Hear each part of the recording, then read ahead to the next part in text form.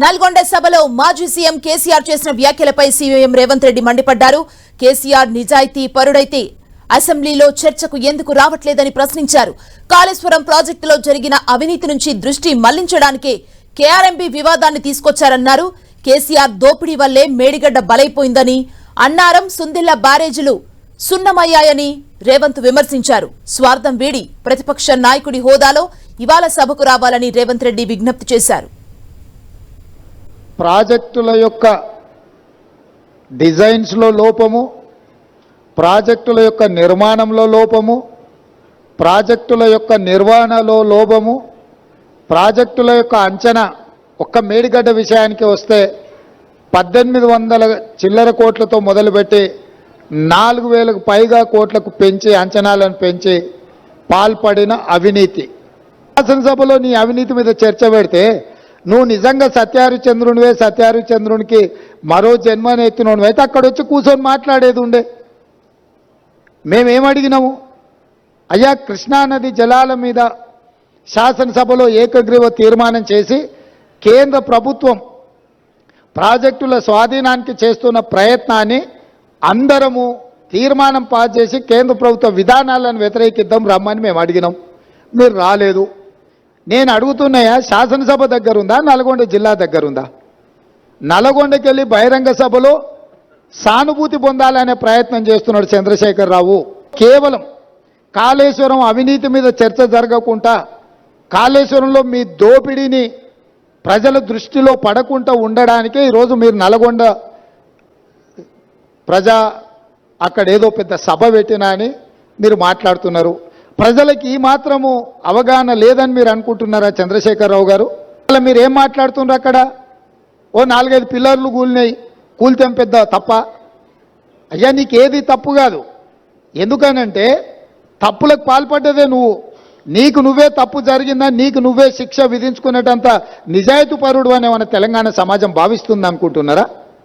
మీ దోపిడీకి మేడిగడ్డ బలైపోయింది, అన్నారం సుందిళ్ళ సున్నమైపోయినాయి. ఈరోజు కాళేశ్వరము మీ 1,00,000 కోట్ల దోపిడీకి బలైపోయింది. అందుకే మీరు దీన్ని చాలా అల్కగా తీసుకుంటున్నారు. ఇక్కడ వచ్చిన వాళ్ళని చులకన చేసి మాట్లాడుతున్నారు. మీరు నల్గొండకెళ్ళి గక్కడేదో సభ పెట్టి దిక్కుమాలిన మాటలు మాట్లాడే కంటే శాసనసభ జరుగుతుంది. ప్రధాన ప్రతిపక్ష నాయకుడిగా 10 సంవత్సరాలు ముఖ్యమంత్రిగా పనిచేసిన మీరు, 20 ఏళ్ల నుంచి తెలంగాణ కోసం కొట్లాడినని చెప్పుకునే మీరు సభకి ఎందుకు రావడం లేదు? మీరు ఈ లోపాలలో, కాళేశ్వరంలో జరిగిన అవినీతిలో మీకు భాగస్వామ్యం లేకపోతే మీరు ఎందుకు భయపడుతున్నారు కాళేశ్వరం రావడానికి? మీరెందుకు చర్చకు రావడం లేదు? మీరు శాసనసభకు వచ్చి నల్గొండలో ఎవడు లేని దగ్గర ఏదేదో మాట్లాడు కాదు. మీ గౌరవాన్ని మేమేం తగ్గించం. ప్రధాన ప్రతిపక్ష నాయకుడిగా సభలో మీరు తెలంగాణ సమాజానికి ప్రయోజనం చేకూర్చే ఏ సూచనలు ఇచ్చినా ఈ ప్రభుత్వం వినడానికి సిద్ధంగా ఉంది. ప్రత్యేకమైన ఎట్లాగూ శ్వేతపత్రం సాగునీటి ప్రాజెక్టుల మీద ఉత్తమ్ కుమార్ రెడ్డి గారు ప్రవేశపెట్టబోతున్నారు.